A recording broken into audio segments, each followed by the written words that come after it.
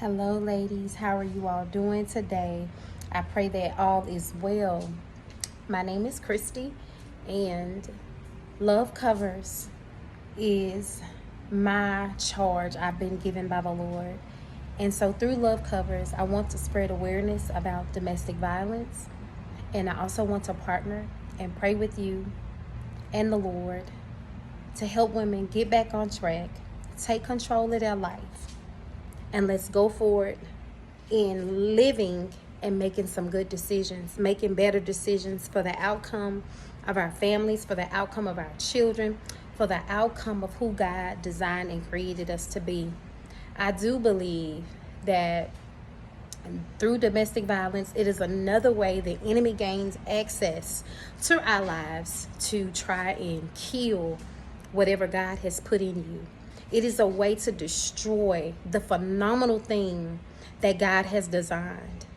And as we see and have witnessed in recent months, just the impact and the increase in domestic violence.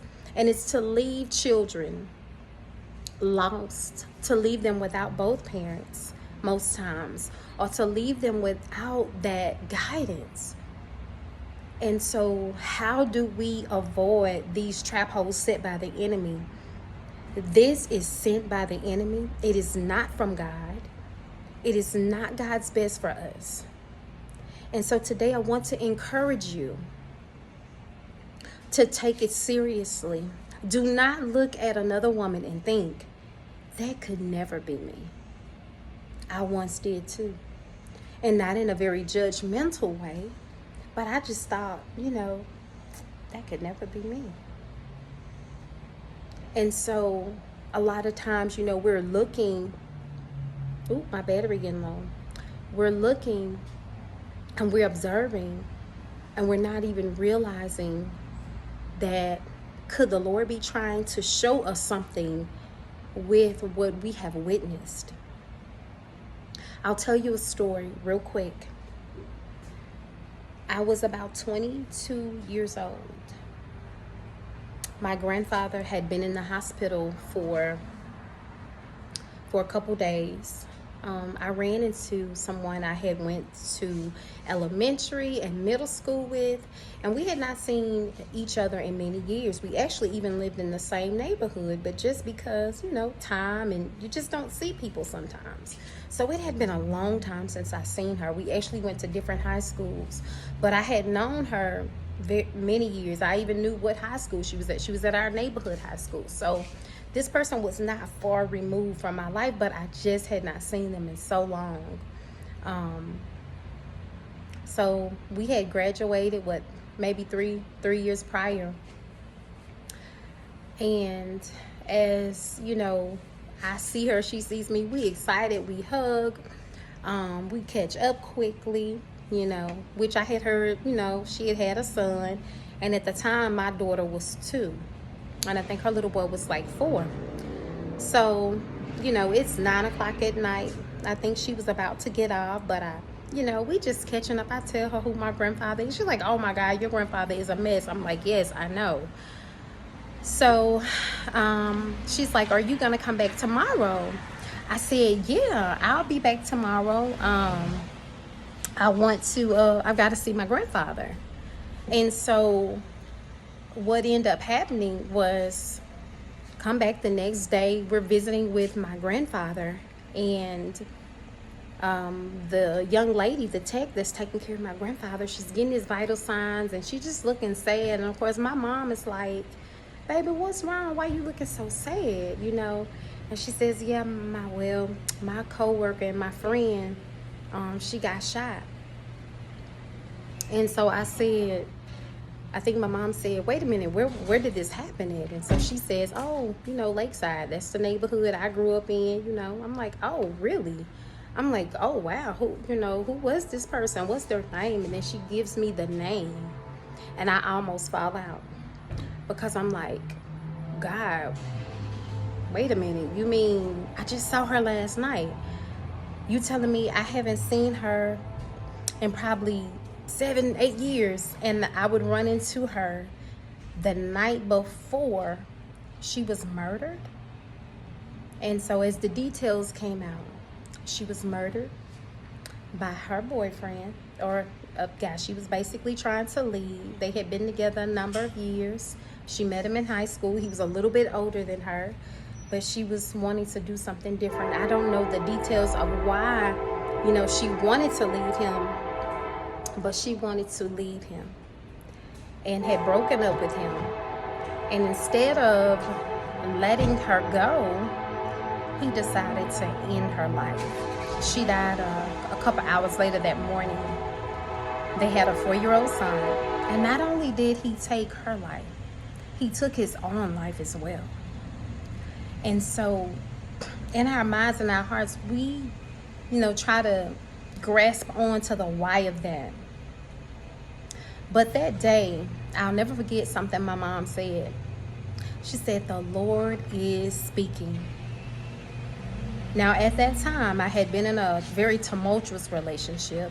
I was young, naive. I didn't know any better as to how dangerous things can become, And basically, my mom's thing was God was warning me. Now, at that time, I knew things that she tended to say were very, very true. But the deal was, how do you respond when you feel like you're getting a warning from God? What do you do? And so the matter is, y'all, I didn't realize that the Lord was showing me something with it. The significance of me seeing her the night before had a lot to do with what God was trying to show me about my own life. And so today, I want to reach those who will listen, those who will try to align their hearts with the Father, to align their thoughts and their desires with our Father. That is what protects us. That is what protects our children when we are careful about what we desire and who we desire that with. Who you pick as a mate, who you pick as a person in your life is so important. I want you to think about every crime series you've ever seen. A person that is closest to you is going to be the person you're in relationship with, whether that's a boyfriend, fiance, a husband, whomever. There is such a thin line between what they call it love and hate, but I believe that this is more of a spiritual matter. And if we're not mindful and if we're not careful, there are some consequences that we will have to face and pay if we do not get this together. So please follow this page, Love Covers, for insight, tips on dating with kids. I want to have a discussion, ladies, and it's time for us to bring it to the forefront. It is time for us to make some moves and help our fellow sisters to think, to help our fellow sisters to listen. You don't settle. You deserve more than that. And that's one thing I want to leave in this message before anything else.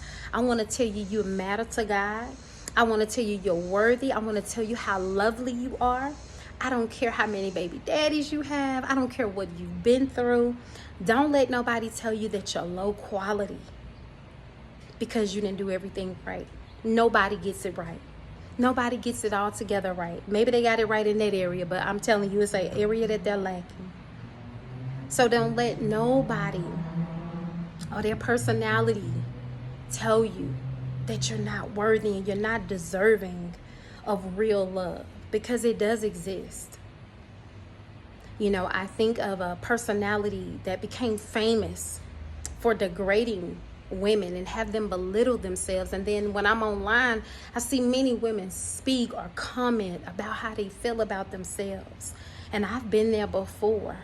But I want to encourage you today that is not how God sees you. And it's time for us to get a perspective of what our Father believes and thinks about us. And it's time to align with that.